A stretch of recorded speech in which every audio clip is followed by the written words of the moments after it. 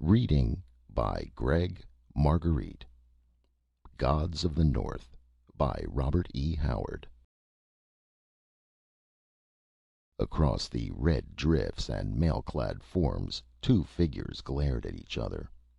In that utter desolation only they moved. The frosty sky was over them, the white illimitable plain around them, the dead men at their feet. Slowly through the corpses they came, as ghosts might come to a tryst through the shambles of a dead world. In the brooding silence they stood face to face. Both were tall men, built like tigers. Their shields were gone, their corselets battered and dinted, blood dried on their mail, their swords were stained red. Their horned helmets showed the marks of fierce strokes. One was beardless and black-maned.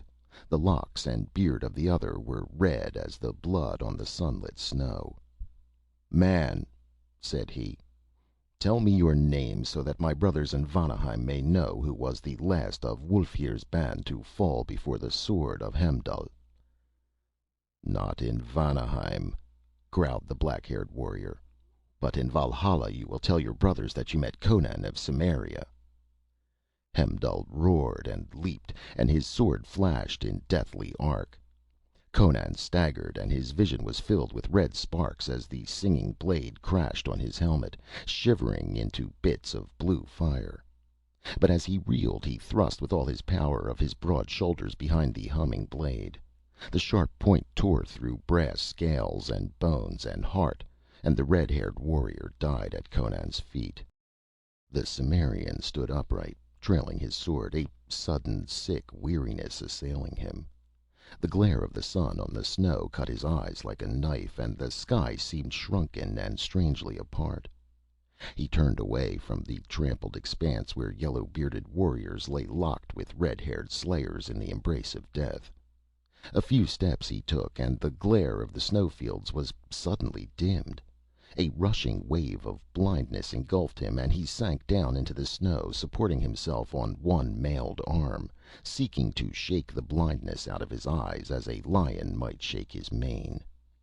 A silvery laugh cut through his dizziness, and his sight cleared slowly. He looked up. There was a strangeness about all the landscape that he could not place or define, an unfamiliar tinge to earth and sky. But he did not think long of this. Before him, swaying like a sapling in the wind, stood a woman. Her body was like ivory to his dazed gaze, and save for a light veil of gossamer, she was naked as the day. Her slender bare feet were whiter than the snow they spurned. She laughed down at the bewildered warrior. Her laughter was sweeter than the rippling of silvery fountains, and poisonous with cruel mockery. "Who are you?" asked the Cimmerian. "Whence you come?" "What matter?" Her voice was more musical than a silver-stringed harp, but it was edged with cruelty. "Call up your men," said he, grasping his sword. "Yet though my strength fail me, they shall not take me alive. I see that you are of the Vanir." "Have I said so?" His gaze went again to her unruly locks, which at first glance he had thought to be red. Now he saw that they were neither red nor yellow, but a glorious compound of both colors. He gazed spellbound. Her hair was like elfin gold. The sun struck it so dazzlingly that he could scarcely bear to look upon it.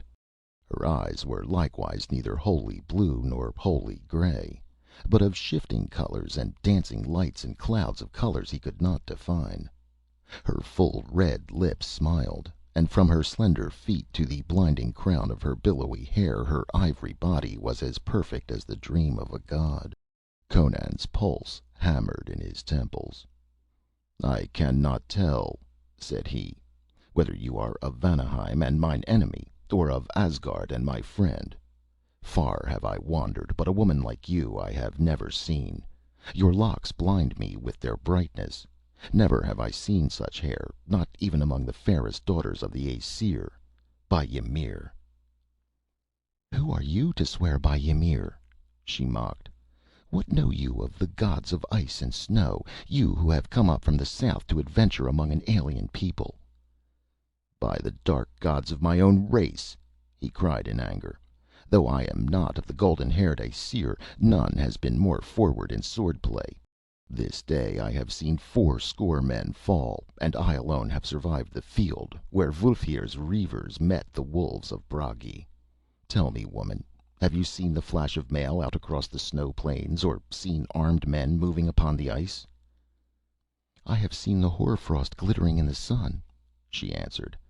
"I have heard the wind whispering across the everlasting snows." He shook his head with a sigh. "Niord should have come up with us before the battle joined. I fear he and his fighting men have been ambushed. Wulfhere and his warriors lie dead. I had thought there was no village within many leagues of this spot, for the war carried us far, but you cannot have come a great distance over these snows, naked as you are. Lead me to your tribe, if you are of Asgard, for I am faint with blows and the weariness of strife." "My village is further than you can walk, Conan of Cimmeria," she laughed. Spreading her arms wide, she swayed before him, her golden head lolling sensuously, her scintillant eyes half shadowed beneath their long silken lashes. "Am I not beautiful, O man?" "Like dawn running naked on the snows," he muttered, his eyes burning like those of a wolf. "Then why do you not rise and follow me? Who is the strong warrior who falls down before me?" she chanted in maddening mockery. "Lie down and die in the snow with the other fools. Conan of the black hair, you cannot follow where I would lead." With an oath the Cimmerian heaved himself up on his feet, his blue eyes blazing, his dark, scarred face contorted. Rage shook his soul, but desire for the taunting figure before him hammered at his temples and drove his wild blood fiercely through his veins. Passion fierce as physical agony flooded his whole being, so that earth and sky swam red to his dizzy gaze. In the madness that swept upon him, weariness and faintness were swept away. He spoke no word as he drove at her, fingers spread to grip her soft flesh. With a shriek of laughter she leaped back and ran, laughing at him over her white shoulder. With a low growl Conan followed. He had forgotten the fight, forgotten the mailed warriors who lay in their blood, forgotten Niord and the reavers who had failed to reach the fight. He had thought only for the slender white shape which seemed to float rather than run before him. Out across the white blinding plain the chase led. The trampled red field fell out of sight behind him, but still Conan kept on with the silent tenacity of his race. His mailed feet broke through the frozen crust. He sank deep in the drifts and forged through them by sheer strength. But the girl danced across the snow light as a feather floating across a pool. Her naked feet barely left their imprint on the hoarfrost that overlaid the crust. In spite of the fire in his veins, the cold bit through warrior's mail and fur-lined tunic, but the girl in her gossamer veil ran as lightly, as gaily as if she danced through the palm and rose gardens of Poitain. On and on she led, and Conan followed. Black curses drooled through the Cimmerian's parched lips. The great veins in his temples swelled and throbbed, and his teeth gnashed. "You cannot escape me!" he roared. "Lead me into a trap, and I'll pile the heads of your kinsmen at your feet. Hide from me, and I'll tear apart the mountains to find you. I'll follow you to hell." Her maddening laughter floated back to him, and foam flew from the barbarian's lips. Further and further into the wastes she led him. The land changed. The wide plains gave way to low hills, marching upward in broken ranges.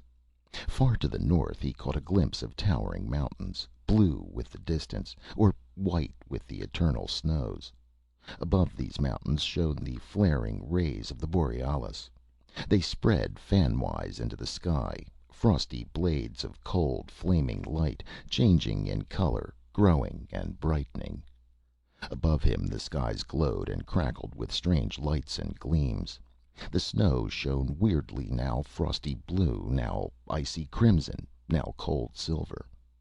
Through a shimmering, icy realm of enchantment Conan plunged doggedly onward in a crystalline maze where the only reality was the white body dancing across the glittering snow beyond his reach, ever beyond his reach.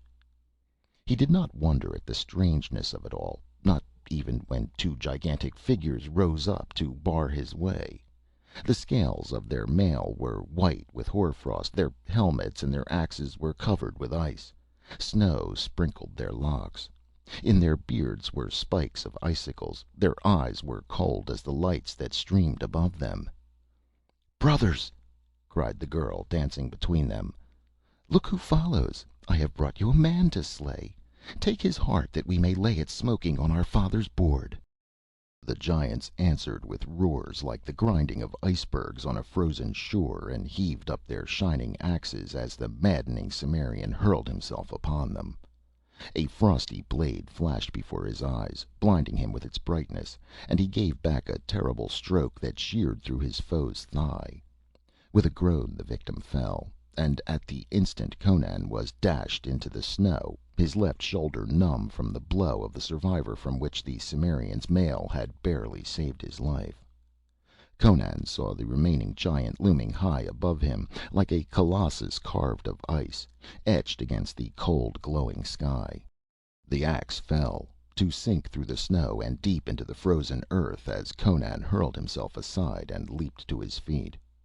The giant roared and wrenched his axe free, but even as he did, Conan's sword sang down.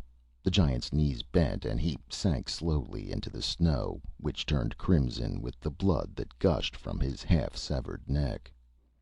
Conan wheeled to see the girl standing a short distance away, staring at him in wide-eyed horror, all the mockery gone from her face.